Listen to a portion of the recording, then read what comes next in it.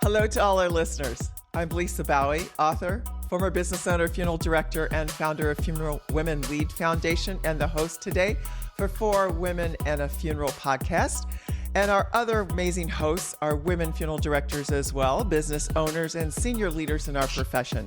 Please welcome Elisa Carr, President and CEO of Kelco Supply Company, Ellen Wynn McBrayer, NFDA Secretary, and in a couple years, the President, and also President of Jones Wynn Funeral Homes and Crematory in Villa Rica, Georgia. Melissa Posey-Luce is the Senior Vice President of Communications for Security, National Funeral Homes, and Cemeteries. So our podcast today is founded and sponsored by Funeral Women Lead, a non-for-profit foundation whose mission is to unleash greatness in women, develop them as future leaders in the funeral and death care profession. And it's all done by providing a Women's Leadership Academy, an annual leadership and wellness summit, and services such as mentoring, coaching, educational programs, and online resources. For more information, please visit us at funeralwomenlead.org and follow us on all the socials. Well, ladies, welcome to May. It's May Day. It is also a month that we focus on moms. So we're going to go there a little bit today. I think that would be important. And I think it's great to just be together during a beautiful month. May also has some challenges. I don't know if y'all realize this, but back in the day, when I was working with some local professionals, we found that May was not to be a Debbie Downer, but it's the number one month for suicides. And to die, right? So death by suicides, which is not great. And understanding that it can also have some beautiful blooming flowers, and so summer is coming, and most of us are all looking forward to that, vacations and breaks. But there are others who are not. So let's please keep that in mind as we're all together in May. Just coming off of the Professional Women's Conference that NFDA hosted in fabulous St. Petersburg, Florida, which was terrific. And we're excited to have been part of that. But there's others that we serve in our profession that maybe are having some challenges. Today, however, we're going to talk a little bit about other challenges that women are having, because we know in our profession about 75% of the mortuary graduates today that are coming out of school are women. The majority of women we see on the front lines in all parts of our profession are there and present, but they all have challenges. And many times what we're hearing, what we're finding is it's coming from motherhood, trying to balance all that. If we're a mother of children, if we're a mother of pets, if we have nieces and nephews, we're trying to juggle everything. And it's just getting harder and harder. And I want to give you a couple of facts. So back in the US Facts.com reports that back in 21, there was over 24 million mothers of children younger than 18 that were in the labor force. Now, that was about a 71, 72 percentile compared to men. So where is it today?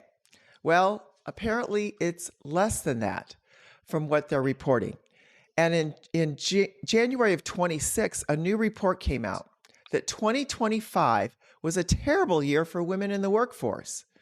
And the University of Kansas found in the Bureau of Labor Statistics that the very first part of 25 had a deep decline in more than 40 years of mothers with young children leaving the workplace. So imagine if you equate that to what's going on in funeral service. And we hear that not everybody's sticking and staying. We hear that there's some challenges when they first graduate from school or they first come into the workforce to retain them in the first 5 years. And some of them, imagine a lot of them are mothers.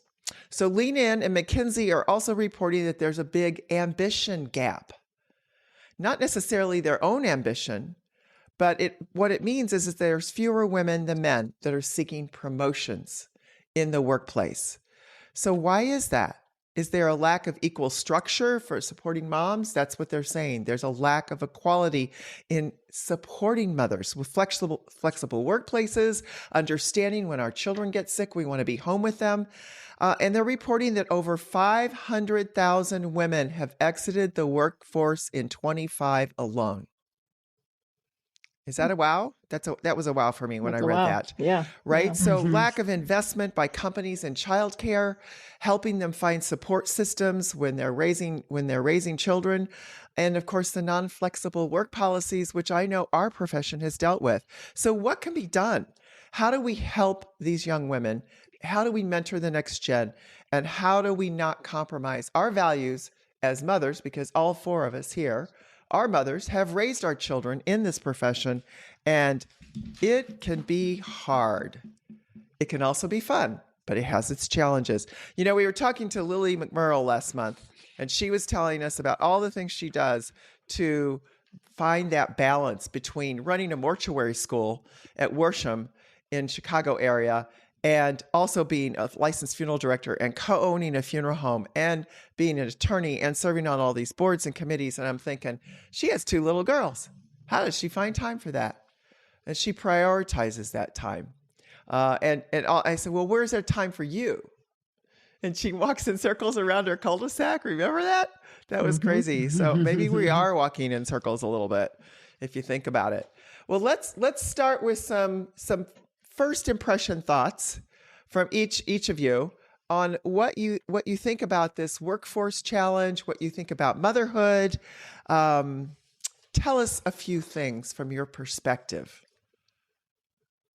Well, I'll tie in on that workforce challenge, and that's something that we did talk to Lily about. And honestly, I think it's our challenge right now, being leaders in an industry where the next generation, whether they be 40 years old or 20 years old, coming in to mortuary school, so easily, I guess, deterred and maybe jumping ship a little too soon. So we need to find ways that we can help them um, get back to the purpose and the passion that they once had coming into funeral service. And I think Lily mentioned that to us, is that's certainly one of her priorities. But I think as a whole, we need to find ways to give people hope, give them ways to be excited about the future, and as employers in a profession, give us some hope that there's some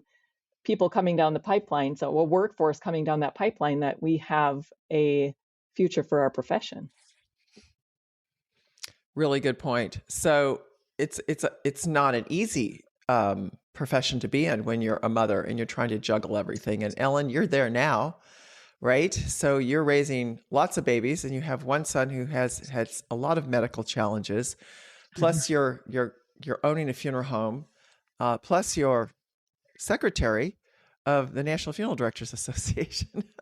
And before that, you are past president in Georgia of your Funeral and Cemetery Association. How's this been for you? What do you, or what advice maybe do you have, or do you want to just share some of your solutions? I think you just have to do it. You have to have grit and know what your calling in life is, and go for it, regardless of what your plan look like or your goals look like. I do think they're important to write down. But Dr. Jody Carrington said one time when she was speaking to us at a professional women's conference, she said, you can't tell your children how to go after your dreams. You have to show them and live it, and Mm. make time for them, make a space for them.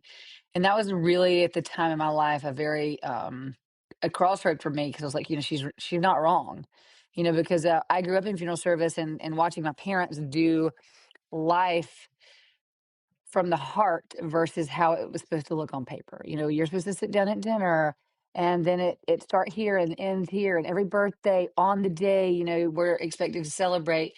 But in funeral service, some families that are broken need you maybe those times more than your own family. But my parents always made sure to round back and celebrate, even if it wasn't on the day. But we said, I'll never forget one time we had to come back and see the Disney castle from our hotel room, but we had to come home. A family needed us. I was a little girl, ponytails. I was devastated. But they made it up to me, and I still remember going back. My poor mom listened to the Christmas Chipmunks, who went back at Thanksgiving, and I made her listen to that Chipmunk album the whole way there, and she never complained. And looking back, I'm like, I bet she was going bonkers because my dad ended up still having to fly down to join us because another family needed him. But it's about doing life custom, and I think the newer generations are understanding that customizing your lifestyle and having your village and having a way to do it using technology to help make those connections and setting boundaries. I think it's just about figuring it out and having a support team that fits who you are at the core. So that's a little bit, you know. Yeah, I don't think that anyone's confidence comes in having all the answers. Nobody has all the Mm-mm. answers for anything, right? So just That's right. continuing to show up, making the best decisions with the information that you have and Mhm. the schedule that you have, or whatever's being thrown at you, health complications, different things like that. It's just how you show Mhm. up, right? Being willing to carry all that responsibility and not feel guilty about it. Yeah. Not feel guilty when you have to miss your son's basketball game when he scored the highest points he's ever scored in his high school career. Yeah, I yeah, know yeah. it's an ooh, and it was so, and nobody videotaped it. I was like, "What? Where's my video?" And I was just so sad because you're gonna miss some things, aren't we? I know, Ellen, with your Mhm. travel schedule, you're gonna Absolutely. miss some things, and I'm sure we all have some of that mother's guilt where we've missed a few things here and there, and um, it's not easy to juggle that when you do need to be there for a family because that's who you are, or you have a client who has you've already scheduled time with them, and you're hopping on a plane if you're in the supply area of our business, Mhm. or you have a graveside service if you're in the cemetery business, or you just have so many families waiting for their loved ones' cremated remains to be returned that you have to stay late and keep that crematory running. So, That's uh, right. But Lisa, missing your game reminded me though of something though. I want to digress if I can just for a minute. Is it yeah, okay? yeah, yeah. If you're going somewhere, I don't want to interrupt, No, but you can't ever network. That was another one of my favorite questions. You can never network too much for a lot of reasons. Because I'll never forget my husband and I, our son had like a major surgery. They could only plan it, due to time constraints. And it ended up being the night of the surgery day was the day of our oldest son's concert, his you know guitar concert in high school. And so when you talk about networking, I planned ahead because you ask people to video and they're like, yes, I will, no worries. But I got our videographer and I was like, for our website, I was like, I need you, please, if you can. And so there were so many different videos. I could make a surround sound because my friends stepped into video, that's awesome. and learning to ask for help and reaching out to the networks. Yes, And I tell people at the funeral home all the time, they're like, how can we help? How can we help? Just show up for the sure. families that need you, even people at visitation. We had a little lady who just takes toilet paper to everybody's house that she loves that has a death in the family because she worried about when her husband died if there was toilet paper. So, it's just about being and doing and being able to ask for help. I think a lot of people have a hard time asking for specific help of, hey, I'm worried about toilet paper, right? Yeah, Just to yeah. try to really process and see what you Well, need. But think about this was missing it. Yeah, before that's the one of my days, nightmares. like this was before, is how old I am, Ellen. This was before the days where phones had videos on them, right? And so you'd have to get the Oh my big old gosh, camera yeah. out there and Okay. be filming the whole game, and his dad was so engrossed in the game he didn't camera Was it the didn't days come you had out. to have somebody? Did you have to have somebody sketch it? A sketch artist? Yeah, I'm just kidding. exactly. There were actually No, some but I'm sure still you're hearing photos. about it. Yeah, time after Yep. time. Yeah. Oh, yep. You got that right, girlfriend. What about you, Melissa? Are we on guilt stories right now? Well, I can transition to a funny story if you want. Oh, do a guilt story first. That's so much fun. Let's relive our guilt. I honestly, I was just talking about this morning with my husband, because I knew that we were going to be having this conversation today, and I really wanted to prepare some thoughts. And I said, I just don't remember. I don't remember much about my children's life, and I regret that. And I said, I don't know why that is. And he's like, well, he said, yeah, it's funny. And I said, I think I was just so tired. And I wasn't intentional maybe about writing things down or, just carving out the time like I should have. And I realized midway to make that correction.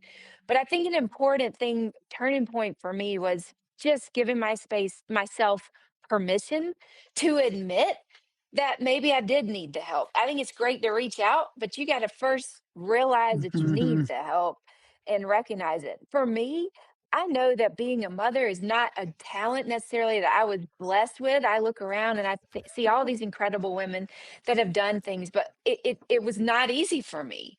So I think God knew something when He gave me two, and that's all I got. Well, I did have a miscarriage, and I am in that club as Aw, well. aw. But it was a difficult thing for me to even have one, and then we got blessed with two. So there was a lot compounded in there. And then trying to, funeral service was not my first profession.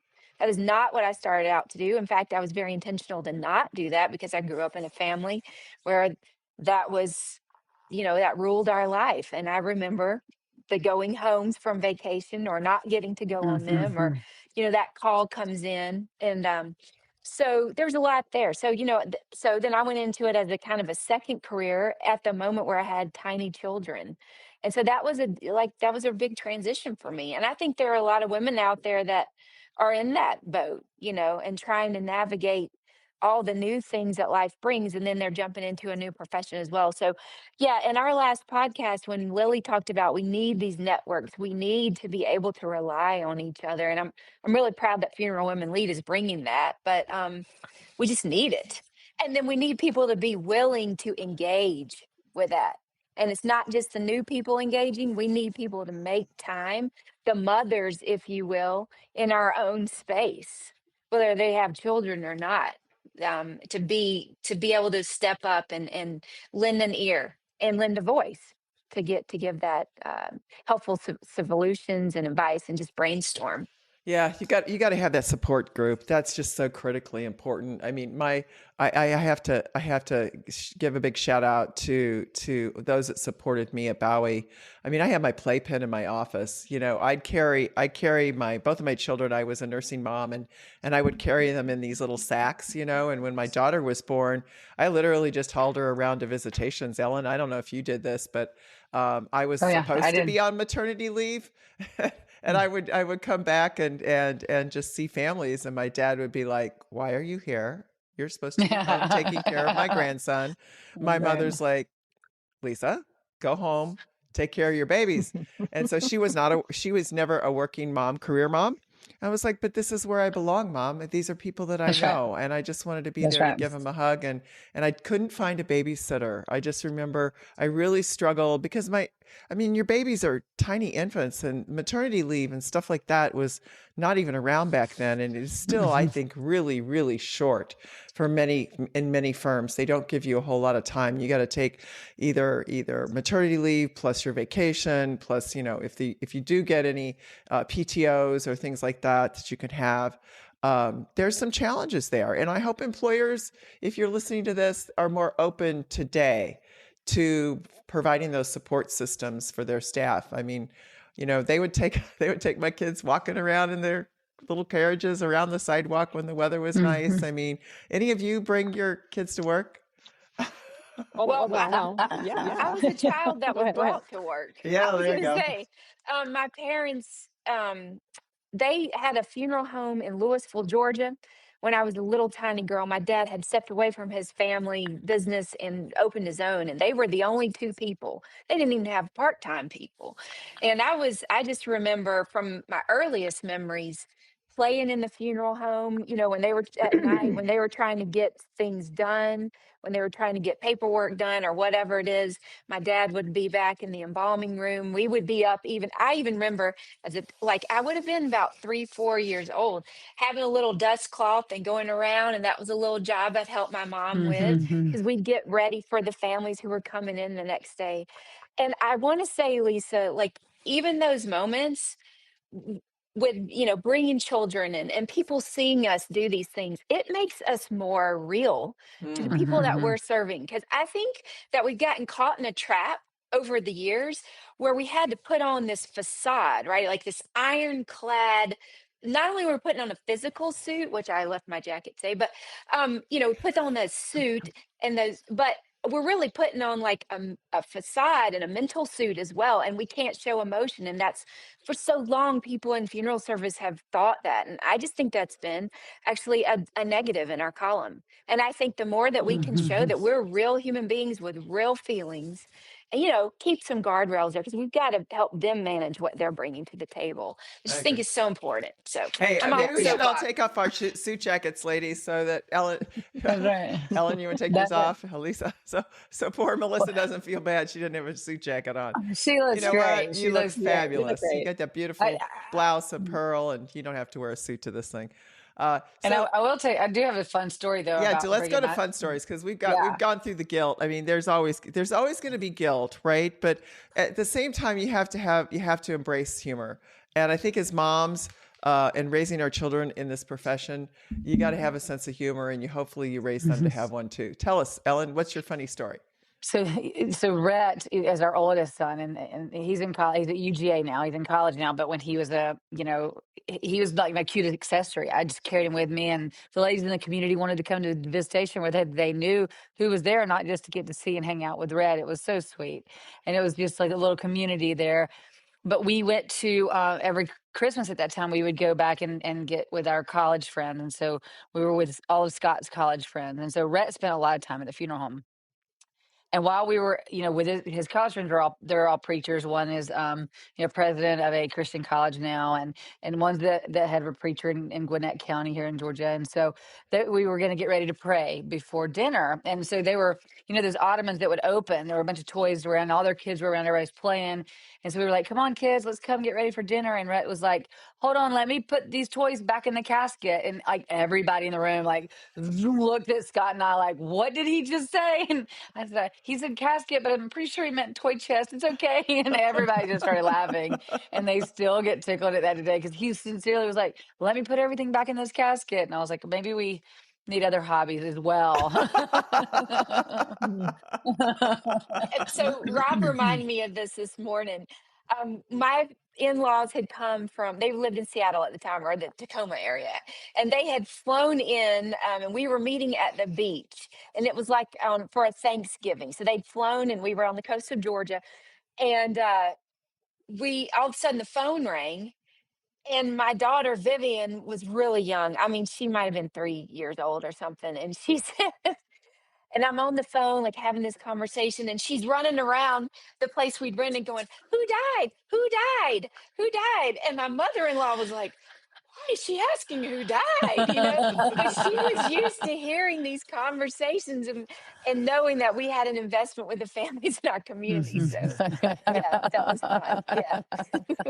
Well, we had a Your toggle switch mother-in-law when was I was growing horrified. up. I know that's funny. We had a toggle switch on our phone in the kitchen right next to where we sat and ate dinner every night. So we always you could flip it off so we didn't hear the phone ring, but you could see it blinking. And you could see my dad, who always faced away from the phone, turning and looking. And he sees the phone ring at night, right? He's like looking. And my mother's like, "You're off, Dave. You're off. Okay. Yeah. Stay off." Right. So, when that phone rang, that's what you do as funeral directors. You wonder who died, right? Yeah, you're So, never really off. Elisa, do You're you have a never really funny off. story? I do. It's not necessarily with my kids, I think. I mean, the funniest thing, my kids Funny mom story. Yeah. have been here, yep, but um I honestly think from my childhood memories working in this profession in the business, right, with my parents, I want to say I was probably like 14, 15 years old, somewhere in that range. And I can see my kids like doing the same thing, honestly, being kind of little pesky kids running around doing things they shouldn't be doing. But we were in the warehouse at the time, and we were doing some of the odds and ends kind of work that we did as kids. I can't remember exactly what we were there to do. Clearly, we were messing around doing things we shouldn't be doing, anyways. But we're back room, and in those days we had our own mail bags and posted our own postage and all that kind of stuff, and literally took sacks of marketing, to the post office. So anyway, a neighborhood friend of mine was there helping us, And as we were running around it was 3 different bays, and each bay had like swinging black doors, huge black doors. And we went from one bay to another bay, and we opened up, and there was these sacks of mail full of little catalogs. And my neighbor, my friend asked me, like, what's in the bags? I said, well, those are body bags. And she absolutely flipped out, screamed, like ran the other direction. I'm like, no, no, no, I'm just kidding. It's mail. But knowing what kind of business we had, she truly thought that there was bodies in those Oh, sure. mail bags. Oh, sure. You little sassy thing. That's But yeah, funny. That's well, I funny. mean, I can see my kids doing that. They play tricks on each other all the time. So, Oh, that's funny. you know, Yeah. I guess, Well, like yeah, I'll mother, tell you. like son. Yeah, I know. That's great. I love those stories, ladies. Mine was a nursing mother. So I was conducting a funeral one day, and I don't know if you do this when you conclude a service, but we would have the congregation rise. So our hands would go up, both hands at the same time. Well, it turns out it was feeding time for the baby, for my son, and I'm having the congregation rise, and my body said that it was time to feed the baby. So one of the things I did, so solution, yeah, it's so you're kind of sitting there with your arms kind of over, holding your hands together, just trying to stop the flowage as a nursing mom. Now, Lisa, you're gonna have to spill the beans on what exactly happened. A lot of people don't know that didn't nurse. Now you're gonna have So to if you didn't comfortably nurse, say what I mean, happened. when it's time for feeding, there's nothing much you can do to stop it. And I couldn't go pump because I was right in the middle of conducting and concluding the service. So I did have some pads and things to help with that, but still you have to stop the flow. So as women, you gotta get in there and push those little girls and get that flow to stop for a bit. And then I got the family out into the car in the limousine. I told the staff, I said, you guys load the flowers. I'll be right back. So I dash upstairs. This is our historic funeral home. So we had a little bathroom and kitchen area. And I mean, I'm stripping, I'm putting on a new blouse. I didn't have a new bra. It was soaked. And I just put more pads in there and off I went to the cemetery. What are you going to do? Right? I couldn't not go. Yeah. What are you going to do? The show must go on. The show must go on. So there's some challenges being a woman in this profession, especially when you're having children. And a lot of women want to continue to nurse if they can. Long term, even when they go back to work, and it has some challenging moments. So take extra pads, take an extra bra, take 2 or 3 different blouses, right? And just watch those feeding times, ladies. That's all I can tell you. All right. So what about a challenging moment as a mom, being a working mom? Was there any challenges that you had? Work-life balance, flexibility, any advice that you could give to our listeners as far as what do you do? Because not all employers are understanding when your child gets sick, when there's moments you have to step away. Some of us were blessed to be in a family business. Most of the women today that are out in the workforce are not in a family business, and they're having to figure that out. So anything that you can give them advice on and help them with. Yeah, I think lead with heart. Versus being so fearful that you lead with anxiety. You know, be vulnerable enough to say, if you have an employer or or a teammate member that you can lean on and just say, listen, I hate to do this. I can offer to come back later. What can I do to make up for this? But I really need to step away at this point. And have that follow up.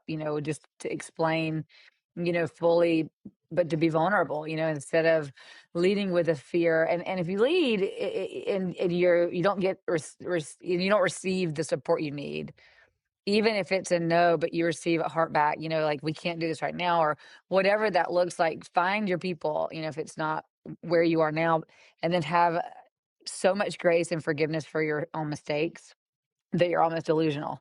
Every day is the next day.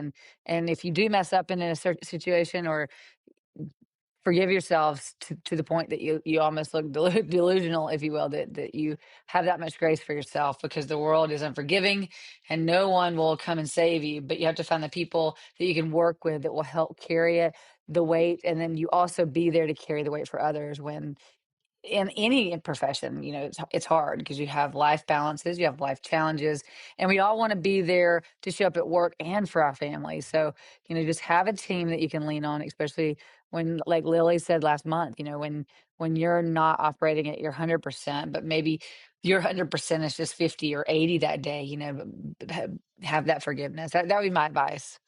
It's kind of generic, but I think you could apply it in different areas of your own life. So. Well, and I think too, just hopping off of that, you're right. Lily had some great things she said last month. She talked about advocating for yourself and learning to do that. So I think it's really important in that when she was speaking about that, I thought there's a lesson not only for the people that need to advocate for themselves, but there's also a lesson for owners and managers there to Yeah, yeah. be willing to take the time to listen. I heard a story recently about a younger woman. I mean, she's in her 30s and she's got two young kids, another one on the way. Funeral director, very talented, very gifted in this profession. She left a place of employment, and the person that hired her had called me expressing frustration about this and all. And I said, "Well, did you take the time to ask what she really wanted?" And in the end, she came back to that same employer. But it's interesting because this person that had hired her thought that they knew exactly what she wanted. It was all about pay, but that wasn't exactly it. And she had not had the courage to really advocate for herself. There was a little bit about flexibility. She had recently gotten her license to sell pre-need.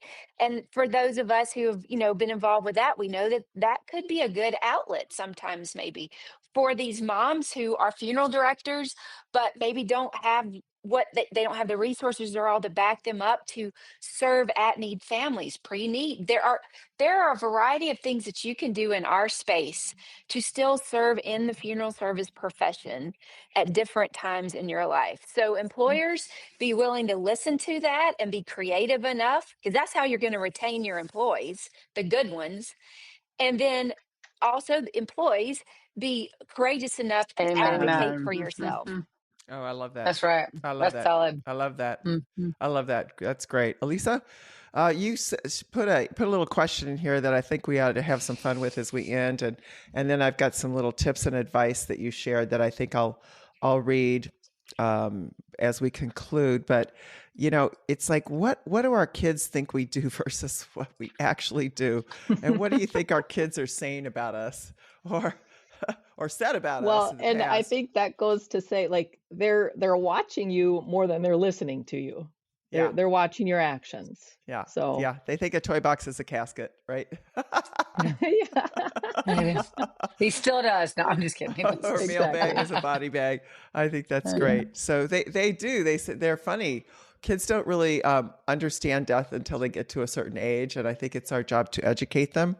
I think the hard part is making the choices between being there for a family and being there for your child when maybe it's a special event at the school and you want to be present, but all of a sudden your firm just got so busy that you can't get away, right? So how do you make it up to them? I think, Ellen, that was awesome what you said.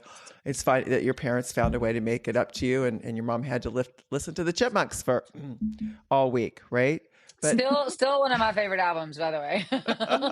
Alvin at Christmas and the Chipmunks. Sweet Oh memory. boy. Sweet memory. So do you think our kids think something differently of us, or do you think they think we do something different than we really do? Well, they did. I think my kids did. I'm hopping on an airplane, going here, going there. I mean, you're having dinners. Oh, sorry. Got to go to dinner, got to do this, got to do that.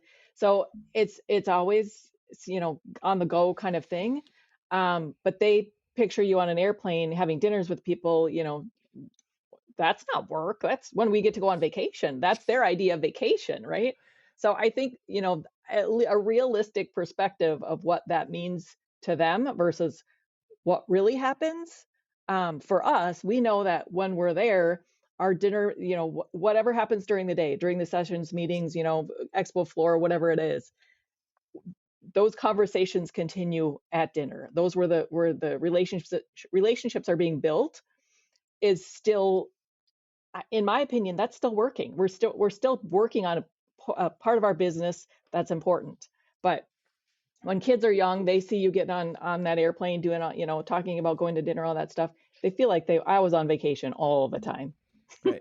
Or they thought your That's job just was not the easy. You case. just put on a suit every day and you walk out the door and you come back in a Yeah. suit and your hair looks Yeah. always great and your makeup looks great, right? You don't look frazzled. Yeah. I mean, And I don't sometimes. think that's specific to children. I think a lot of people have that idea of So- like, oh, it's just a party all the That's time. right. It's not. Yes, that's right. Well, I know for Ellen's family work. it is. Every time I turn around, she's toasting champagne and having parties, and I'm kidding. Or toasting Diet Cokes, Yeah, Diet Cokes, yes, exactly. Mostly we'll Diet toast a Cokes. Diet Coke, and we do try to make everything fun, even hospital stays, and because it's so important that life is so fragile and so short, and I think especially having a second child that is medically fragile and was on hospice, and he's still with us today, and he's 15 and thriving, and then little sisters that challenge him. It's just my daughters walked up to me and they were like, "Mom, somebody asked me at school,